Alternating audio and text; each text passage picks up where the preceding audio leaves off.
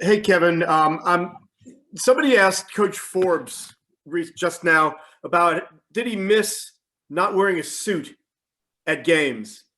You're more of a fashion plate than he is, so I got to ask you the same question. Do you miss getting dressed up to the nines for games, or are you comfortable wearing polos? Brett is different. You think about all of those years that we've invested in buying suits, and now we don't wear them. And I'm not saying that's the way we should go back to, but it is a different feeling. You grab, and all of us have been. I've been wearing pullovers, and so really not so much even the polos. But do I miss it? I don't know that. I miss my lucky suit. I've got a suit that I've never lost in before, so I may even put that on. Thanks. David Teal, go ahead. Kevin, I know in season you coaches can't meet as much, but you were part of the basketball subcommittee during the off season, and the ADs continue to meet. Have you thought much about whether it's a good idea to have a traditional conference tournament this year, given the protocols that the NCAA is going to demand from NCAA tournament teams heading to Indianapolis?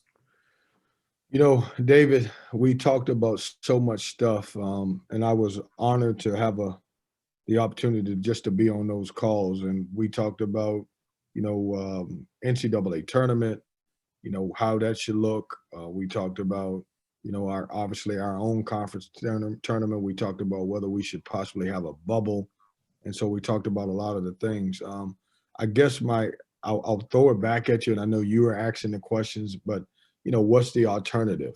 If you don't have it, I will say this, I know we're struggling as a country and a world, but with our guys, I think we feel a little bit more safer because our guys are having the opportunity to play. And so we're getting tested as often as anybody is in the country. And I do think that there's a possibility that we should, if you're not going to have a tournament at the end of the year, it makes it tough because, things are unusual. You don't know how many games you're going to play. You have no idea if you're going to play enough games to qualify for the NCAA or have enough opponents.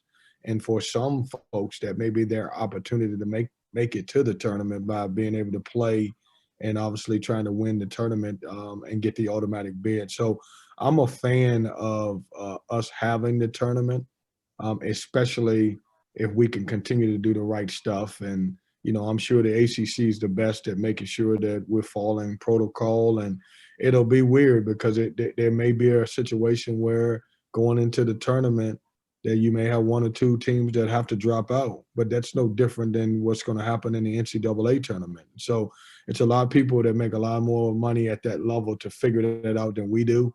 But I certainly think that we should have the tournament if it's possible. James from Inside Pack, go ahead. Hey, Kevin, how you doing? I know you guys run a ball screen offense, and really on all levels, pro and college now, it just seems like more teams are going to that versus featuring the big man, that type of a style offensively. Why exactly do you think that is? Well, there are not many big guys anymore in college basketball. We have one, and probably in our league, which probably – I would say probably 5 of them, and Carolina has at least 3 of those. It just more people. It's positionless basketball. I tell our guys sometimes that somebody has to play the post. Somebody's gonna have to be a post player in the league and get paid, but nobody wants to be a more traditional back to the basket guy. And so even in our situation, we love ball screens, but more than likely we have guys that can pick and pop and we pick and rim run, but it's hard now to find guys who can score with their back to the basket. It's only a few handful of them in the country, Gaza from Iowa being one. And it's tough for these kids because when you look at the draft, even on draft night, they talk about the traditional center not having the ability to get drafted as much. And so I think it's kind of trickled down from the NBA game. When you look at the NBA game, most of those guys who play the center position are really skilled. They can shoot it. They can step out to 3, and certainly has entered the college game. And just to follow up, is that why you've kind of stressed how hard it is to win with freshman guards because of just having to put pressure on them to make those reads? Yeah, look, for 3 years, I've been very successful because we've been playing against a lot of talented freshman guards, even pros in this league. Now, in my situation this year, I'm counting on two guys that are playing at least, anywhere from 17 to, depends on the game, 25 minutes a game. And it's tough because freshmen, and think about it, even this year, it's even tougher this year because we would have had 11 non-conference games. For my guys, we got, 3 non-conference games. And so you just didn't have the time to develop the freshmen as you would like. And so it's tough in this league. And I shouldn't say this league. I need to stop saying that. It's tough in college basketball at the guard position, especially if one of them has to be a point guard to be able to win consistently. Thanks, Kevin. Thank you. Justin Williams, go ahead. Good morning, Coach. I want to ask you about the upcoming matchup with Wake Forest. The Demon Deacons got their first ACC win this weekend, and just curious what jumps out to you about that upcoming matchup on Wednesday, based on what you've seen from them. Well, the biggest thing to jump out is you look at the last 2 games, they have shot the ball very well behind the three-point line. They've had 2 different guys who have, made a bunch of threes. They're playing hard. They're one of the teams. I think somebody gave me a stat. We have had at least 5 to 7 games postponed or canceled because of COVID. Wake doesn't have as many games because of when it hit, but they've had so much time off. And so when you look at them, they're becoming a better team because they finally get a chance to practice a little bit. And, they're tough. They're playing hard. When you look at our league, it's going to be competitive games day in and day out. And then you're going to see the games that may be lopsided. That's weird because every now and then you'll have a few games that will end up being above 20 or so.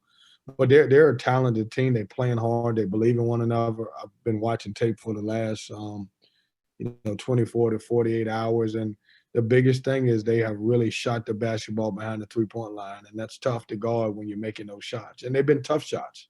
I've got a quick follow-up on that. You're coming off a couple games where Carolina and Florida State were able to shoot the ball pretty effectively against your defense.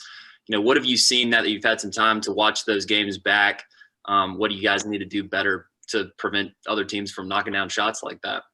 Well, I don't think there was anything that we could have done at Florida State. They were great. And, when we lost the Florida State game, everybody's like, well, how could they lose like that? And they've had 2 or 3 games where they've done the same thing to other teams. They are right now, in my opinion, they're playing the best basketball in our league at this particular moment. In the Carolina game, I thought the most encouraging thing for us in Carolina was I was able to see Manny Bates and Braxton Beverly get on the floor and contribute. It's tough. We were all for 10 to 12 days and the rhythm. And what happens is when you're off and you can only practice for a certain amount of time, you got to try to figure out what's important is. And, I told someone this morning, we have spent more time on the offensive end trying to be able to score than we have defensively because you got to kind of pick your poison to try to figure out what you can do in the game. And so I think it's we haven't had a lot of time, Justin, to really prepare defensively like we should and spend a little extra time. And, because we've been one of the better teams defending the three-point line in the last few years, and the last couple of games we haven't. Thank you, Coach. Thank you. Kevin, that's all the time that we have for you today. Thank you. We'll see you next week. Thanks, guys. We'll move it along now and bring on Mike Bray from Notre Dame.